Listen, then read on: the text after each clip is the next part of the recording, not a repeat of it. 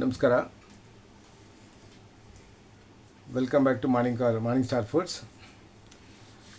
ಕಳೆದ ವಿಡಿಯೋಗಳನ್ನ ಲೈಕ್ ಮಾಡಿ, ಶೇರ್ ಮಾಡಿ, ಸಬ್ಸ್ಕ್ರೈಬ್ ಮಾಡಿದ್ದಕ್ಕೆ ಧನ್ಯವಾದಗಳು. ನೀವು ಒಳ್ಳೆ ಬೆಂಬಲ ಕೊಟ್ಟಿರ್ತೀರ.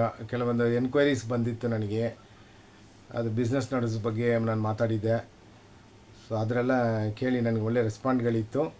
ಇನ್ನಷ್ಟು ಬೆಂಬಲ ಕೊಟ್ಟರೆ ಇನ್ನು ಮುಂದೆ ಒರೀಲಿಕ್ಕೆ ಸ್ವಲ್ಪ ವೀಕೆಂಡ್ ಮೆನುಗಳನ್ನ ಇಂಪ್ಲಿಮೆಂಟ್ ಮಾಡಿ, ಸೊ ಹಾಗೆ ಏನು ಅವೈಲಬಿಲಿಟಿ ಇದೆ ನಮ್ಮನ್ನು ವಾಟ್ಸಪ್ಪಲ್ಲಿ ಮುಖಾಂತರ ತಿಳ್ಕೊಂಡು ನೀವು ಆರ್ಡ್ರ್ ಕೊಟ್ಟರೆ ನಮ್ಮನ್ನು ಜೀವನ ಇನ್ನೂ ಸ್ವಲ್ಪ ಮುಂದುವರಿಸ್ಬೋದು. ದಯವಿಟ್ಟು ಬೆಂಬಲ ಕೊಟ್ಟಿರಿ. ಸೊ ಇನ್ನು ಮುಂದೆ ನಾವು ವಿಡಿಯೋಗಳನ್ನ ಎಲಾಬ್ರೇಟಾಗಿ ನೋಡ್ಕೊಂಡು ಹೋಗೋಣ. ಸದ್ಯಕ್ಕೆ ಈ ವಿಡಿಯೋದಲ್ಲಿ ಮೆನು ಅಂತ ವಾಕ್ಯ ಎಲ್ಲಿಂದ ಬಂತು, ಮೆನು ಅಂದರೆ ಫುಲ್ ಅರ್ಥವೇನು ಅಂಥೇಳಿ ನೋಡಿ ಮುಂದುವರ್ಸೋಣ. ಬನ್ನಿ ವಿಡಿಯೋ ಒಳಗೆ ಹೋಗೋಣ. ಮೆನು ಅನ್ನೋ ವಾಕ್ಯ ಫ್ರೆಂಚ್ ವರ್ಡ್ ಮೆನು ದಿ ರೆಪಾಸ್ ಅನ್ನೋ ವಾಕ್ಯದಿಂದ ಡೈರಿವ್ ಆಗಿತ್ತು, ಅದರಿಂದ ಬಂದಿತ್ತು.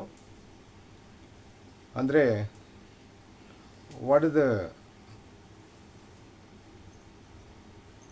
ಅಂದರೆ ಏನು ಒಂದು ಮೀಲ್ಗೆ ಸರ್ವ್ ಮಾಡ್ತೀವಿ ಅನ್ನೋದನ್ನ ಅದರಲ್ಲಿ ತಿಳುವಳಿಕೆ ಇರ್ತದೆ. ಅದನ್ನು ಡೆಫಿನೇಷನ್ ಬಂದು what are the dishes available in the restaurant, what are the cuisines available in the restaurant, ಅದೇ ಮೆನಲ್ಲಿ ಏನೇನು ಐಟಮ್ಗಳು ಸಿಗುತ್ತೆ ಅಂತ ಇದನ್ನು ಅದು ಮೆನುನ ಫುಲ್ಲು ಒಂದು ಅರ್ಥವಿದು. What is the definition of old menu ಅವೆಲ್ಲ ಇರ್ತದೆ. 1 course menu, 2 course menu, 3 course menu, 4 course menu, 5 course menu, 6 course menu, 7 course menu ಅಂತ ಹಾಗೆ ಸ್ಟಾರ್ಟ್ ಆಗಿ ಒಂದು 18-20 ಕೋರ್ಸ್ವರೆಗೂ ಮೆನು ಆಗಲೇ ಹೋಗ್ತಾ ಇರ್ತದೆ. ಫ್ರೆಂಚ್ ಕ್ಲಾಸಿಕಲ್ ಮೆನು ಇರ್ತದೆ. ಅಂದರೆ ಇದು ಮೆನುನ ಒರಿಜಿನಲ್ ಅರ್ಥ. ಇದು ನಾವು ಮಾಡೋ ವಿಡಿಯೋಗಳನ್ನ ಒಂದು ಹೈಜಿನಿಕ್ ಆಗಿ, ಒಂದು ಅರ್ಥದಿಂದಾಗಿ, ಒಂದು ಸ್ಟಾರ್ಟಪ್ ಹಾಕಿ ಎಲ್ಲನೂ ಮಾಡೋಣ ಅಂಥೇಳಿ ಇವೆಲ್ಲ ಸ್ಟಾರ್ಟಿಂಗ್ ಇಲ್ಲದ ವಿಷಯಗಳನ್ನ ಸ್ಕ್ರ್ಯಾಚಿಂದ ನಾನು ಸ್ಟಾರ್ಟ್ ಮಾಡ್ತಾಯಿದ್ದೀನಿ. ಇನ್ನೂ ಹೆಚ್ಚಿನ ಮಾಹಿತಿಗಳಿಗಾಗಿ ನೀವು ನನಗೆ ಕರೆ ಮಾಡಿರಿ, ಇಲ್ಲಾಂದರೆ ವಾಟ್ಸಪ್ ಮಾಡಿರಿ, ಏನಿದ್ರು ನಾವು ಮಾತಾಡೋಣ. ನಮ್ಮ ಆರ್ಡರ್ಗಳ ಬಗ್ಗೆನೂ ಮಾತಾಡೋಣ. ಇನ್ನಷ್ಟು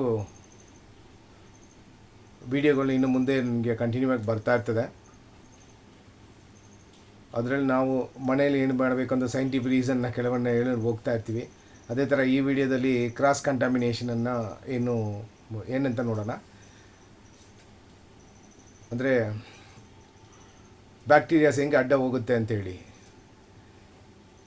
ಕ್ರಾಸ್ ಕಂಟಾಮಿನೇಷನ್ ಆಗುತ್ತೆ ಅಂಥೇಳಿ. ಈಗ ರೆಗ್ಯುಲರಾಗಿ ಫ್ರಿಡ್ಜಲ್ಲಿ ಒಂದು ಮಾಂಸನ ಮತ್ತು ಕುಕ್ ಆಗದೇ ಇರೋ ಫಿಶ್ಶನ್ನ, ಮೀನನ್ನು ಮತ್ತು ಒಂದು ಮೊಟ್ಟೆನ ಹಾಗೆ ಇಟ್ಟು ಪಕ್ಕದಲ್ಲಿ ಕಟ್ ಮಾಡಿಟ್ಟಿರೋ ವೆಜಿಟೇಬಲ್ನ ಓಪನ್ ಮಾಡಿ ಇಕ್ಕಿದ್ರೆ ಕ್ರಾಸ್ ಕಂಟಾಮಿನೇಷನ್ ಆಗುತ್ತೆ. ಅದರಿಂದ ಬ್ಯಾಕ್ಟೀರಿಯಾಗಳು ಅದರಲ್ಲಿ ಉತ್ಪತ್ತಿ ಆಗುತ್ತೆ. ಅದನ್ನು ಕುಕ್ ಮಾಡಿ ತಿಂದಾಗಲೂ ಅದು ಮೈಗೆ ಸರಿ ಹೋಗೋಲ್ಲ, ಸರಿಯಾಗಿ ಜೀರ್ಣ ಆಗೋಲ್ಲ.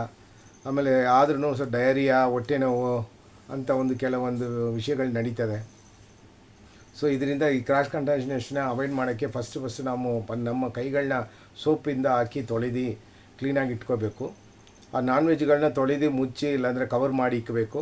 ಒಂದು ನಾನ್ ವೆಜ್ಗಳು ಇಟ್ಟು ತೆಗೆದ ಜಾಗದಲ್ಲಿ ಮತ್ತೆ ಬೇರೆ ಏನು ಹೋಗಿ ಆ ಜಾಗದ ತೊಳೆದೇ ಏನು ಇಕ್ಕಬಾರ್ದು. ಅಲ್ಲಿ ಇಟ್ಟರೂ ಕ್ರಾಸ್ ಕಂಟಾಮಿನೇಷನ್ ಆಗುತ್ತೆ. ಪಕ್ಕದಲ್ಲಿರುವ ವೆಜಿಟೇಬಲು ಇಲ್ಲ ಕಟ್ ಮಾಡಿರುವ ಹಾನಿಯನ್ನು ನೀವು ಇಟ್ಟರೆ ಅದನ್ನು ನೀವು ಕವರ್ ಮಾಡಿ ಇಡಬೇಕು.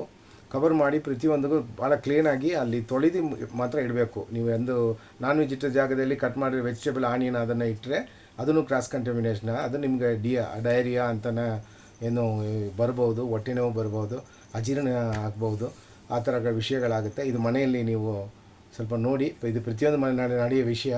ಸ್ವಲ್ಪ ಕೇರ್ ತೊಗೊಳ್ಳಿ ನಿಮ್ಮ ಹೆಲ್ತ್ ಬಗ್ಗೆನೂ ಮತ್ತು ಹೈಜೀನ್ ಬಗ್ಗೆನೂ. ನಾವು ಸುಮಾರು ವಿಷಯ ಹೈಜೀನ್ ಬಗ್ಗೆ ಮತ್ತು ಹೆಲ್ತು ಮತ್ತು ಮೆನುಗಳ ಬಗ್ಗೆ ಮಾತಾಡ್ತಾ ಹೋಗ್ತೀವಿ. ಸ್ಕ್ರ್ಯಾಚಿಂದ ಹಂಗೆ ಸ್ಟಾರ್ಟ್ ಆಗಿ ಹೋಗ್ತಾ ಇರ್ತದೆ. ಇನ್ನೂ ಹೆಚ್ಚಿಗೆ ಮಾಹಿತಿಗಳಿಂದಲೇ ಮತ್ತೊಮ್ಮೆ ಒಂದು ಒಳ್ಳೆಯ ವಿಡಿಯೋದಲ್ಲಿ ಭೇಟಿಯಾಗೋಣ. ನಮಸ್ಕಾರ.